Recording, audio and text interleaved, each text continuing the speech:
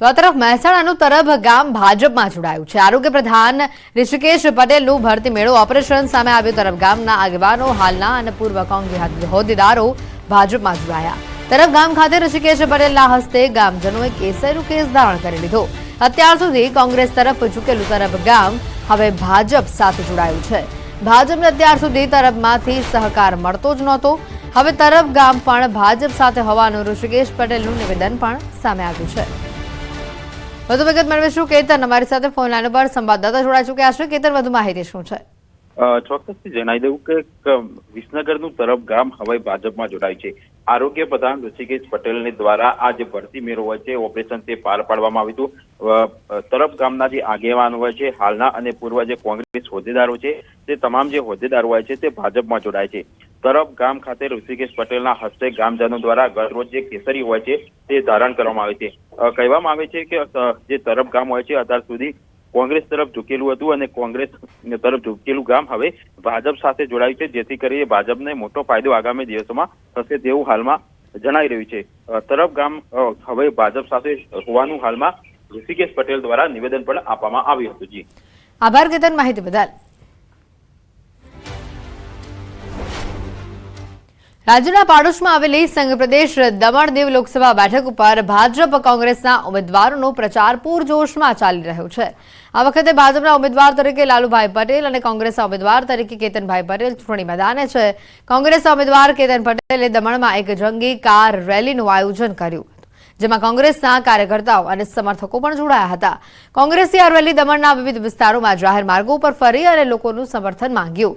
પ્રચારમાં કેતન પટેલના પત્ની અને મહિલા અગ્રણી અમી પટેલ પણ જોડાયા હતા। કેતન પટેલ દમણ દીવ કોંગ્રેસના પ્રદેશ પ્રમુખ છે। વર્ષ 2019માં પણ તેઓ આ બેઠક પરથી ચૂંટણી લડ્યા હતા। જો કે તે વખતે પરિણામો ભાજપના પક્ષે આવ્યા હતા, પરંતુ આ વખતે કેતન પટેલ સ્થાનિક મુદ્દાઓને લઈને ચૂંટણી પ્રચારમાં ઉતર્યા છે। આ વખતે કોંગ્રેસે ચૂંટણી પ્રચારમાં લોકોને મફત વીજળી આપવાના વાયદા આપ્યા છે। દમણ દીવ અને દાદરા નગર હવેલીમાં 98% વીજળી ઉદ્યોગો વાપરે છે, 98%, 98%, અને માત્ર 2% જે વીજળી છે એ આપણા અહીંયા લોકલ આપણા ખેડૂતો અને રેસિડન્ટ્સ વાપરે છે। અમે અમારા મેનિફેસ્ટોમાં લખીશું કે 2% વીજળી એટલે કે તમામ દાદરા નગર હવેલી દમણ દીવના રેસિડન્ટ્સોને ફ્રી કરી દેવાય। પણ હું દમણ દીવની વાતો કરું તો દમણ દીવમાં તમામ આપણા જે ખેડૂતો છે અને જે રેસિડન્ટ્સ જે આપણા બધા જે ઘરમાં જે વીજળી આવે છે એ અમે ફ્રી કરાવી દઈશું। સમસ્યા તો દમણમાં અનગિનત છે। અમે બધાની સમસ્યા સમજી વિચારીને અમારો મેનિફેસ્ટો કાઢ્યો છે ને અમારું વિચાર છે કે લોકોને રોજગારી, એ લોકોની વીજળીની બિલ, એ લોકોનું એડ્યુકેશન, એ લોકોના જોબ્સ, એ બધું અમે વિચારીને મેનિફેસ્ટો કાઢ્યો છે ને અમારો વિચાર છે કે ઘરે ઘરેથી લોકોની સમસ્યા હજી જાણીએ ને હજી વિચાર લોકોને એડ કરીએ અમારી મેનિફેસ્ટોમાં। લોકસભા સામાન્ય ચૂંટણી 2024 મતદાર જાગૃતિ અંગેનો સંદેશ આપવામાં આવી રહ્યો છે। હાલોલથી એસઓયુ સુધી નર્મદા મેઇન કેનાલ કિનારે અંદાજે 100 કિલોમીટર સાયકલ યાત્રા, 20 જેટલા સાયકલ સવારો મતદાન જાગૃતિ અંગેનો સંદેશો પ્રસરાવી રહ્યા છે। વહેલી સવારે 6 વાગે સાયકલ યાત્રા હાલોલથી નીકળી સ્ટેચ્યુ ઓફ યુનિટી ખાતે આવી। સાયકલ સવારોનું વહીવટીતંત્ર દ્વારા સ્વાગત કરવામાં આવ્યું। સૌએ અવશ્ય મતદાન કરીશું તે અંગે સિગ્નેચર કેમ્પેઇનમાં પણ ભાગ લીધો।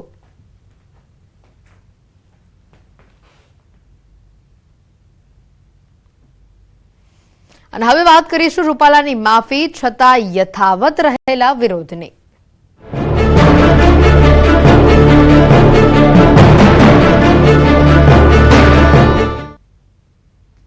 પરસોત્તમ રૂપાલા વિરુદ્ધ ક્ષત્રિય સમાજમાં રોષ યથાવત છે। રાજ્યના 3 જિલ્લાઓ બાદ હવે જ્યારે 4થા જિલ્લામાં પણ રૂપાલા વિરુદ્ધ વિરોધના સૂર ઉભા થઈ રહ્યા છે। દ્વારકા, સુરેન્દ્રનગર, ભાવનગર અને હવે જૂનાગઢમાં પણ પરસોત્તમ રૂપાલા વિરુદ્ધ ક્ષત્રિય સમાજના લોકોએ વિરોધ નોંધાવ્યો છે।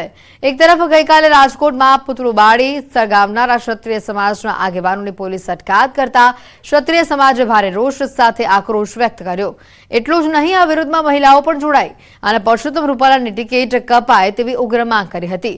હજી પણ પરસોત્તમ રૂપાલાની ટિકિટ કાપવાની માંગ સાથે ક્ષત્રિય સમાજ અડગ અને લડી લેવાના મૂડમાં જોવા મળી રહ્યો છે।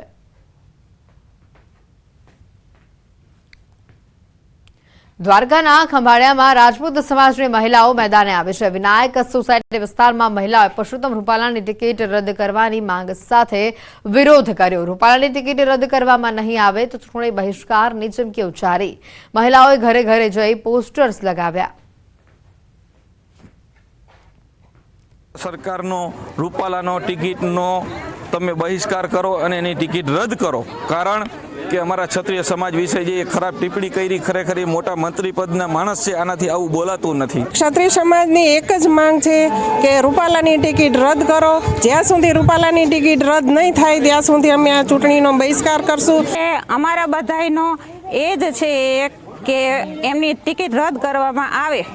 અમે આજથી ઘરે ઘરે બેનર લગાવી અને ઝુંબેશ ચલાવી છે. ભાવનગરમાં પરસોત્તમ રૂપાલાના વિરોધમાં ક્ષત્રિય સમાજ મેદાને જોવા મળી રહ્યો છે. ક્ષત્રિય સમાજના યુવાનોએ નારી ચોકડી પાસે રોડ ઉપર આવીને વિરોધ વ્યક્ત કર્યો. વિરોધ કરી રહેલા તમામ યુવાનોની પોલીસે ધરપકડ કરી.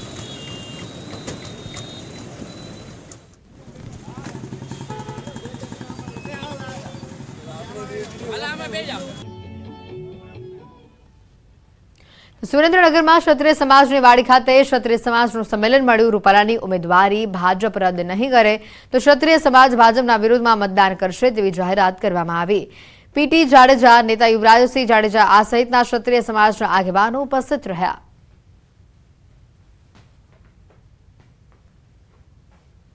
પરસોત્તમ રૂપાલાના વિવાદિત જે નિવેદનના મામલે જૂનાગઢમાં રાજપૂત સમાજની બેઠક મળી. જૂનાગઢ રાજપૂત સમાજે રાજકોટ રાજપૂત સમાજને ટેકો જાહેર કરી દીધો છે. રઘુવીરસિંહ ચુડાસમાએ જણાવ્યું છે કે જે પણ નિર્ણય લેવાય તેમાં સહમતિ અમારી રહેશે. ખાસ કરીને જૂનાગઢ રાજપૂત સમાજ પરસોત્તમ રૂપાલા સામે વિરોધ દર્શાવવા કાલે કલેક્ટરને આવેદન પણ આપશે.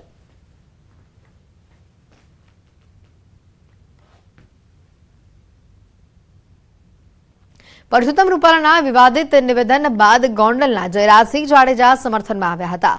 વિરોધ કરતા લોકોને ચીમકી પણ આપી હતી. ત્યારે જયરાજસિંહ જાડેજાને જામનગરના ધ્રોલના સજ્જનસિંહે લલકાર ફેંક્યો છે. જયરાજસિંહભાઈને કહેવા માંગુ છું કે હું જાડેજા સજ્જનસિંહ જટ્ટુભા, ગામ મોટા વાગોદર, તાલુકો ધ્રોલ, જિલ્લો જામનગર, હું કહેવા માંગુ છું આપ કહો ત્યાં હું આવવા તૈયાર છું અને આપની સાથે ક્ષત્રિય સમાજ માટે નહીં પહોંચી વળું તો ખભા થવા પણ તૈયાર છું. માટે હું જયરાજસિંહભાઈને ખાસ રાજપૂત સમાજને ક્ષત્રિય સમાજ તરફથી કહેવા માંગુ છું કે આ તમે ખોટું કર્યું છે, માફી માંગો. રાજપૂત સમાજના આગેવાનોએ જે રીતે આ ટેકો જાહેર કર્યો છે, હજી પણ વિરોધના સૂર ચારે તરફથી સામે આવી રહ્યા છે. પરસોત્તમ રૂપાલા વિરુદ્ધ જે આ વિરોધ જોવા મળી રહ્યો છે.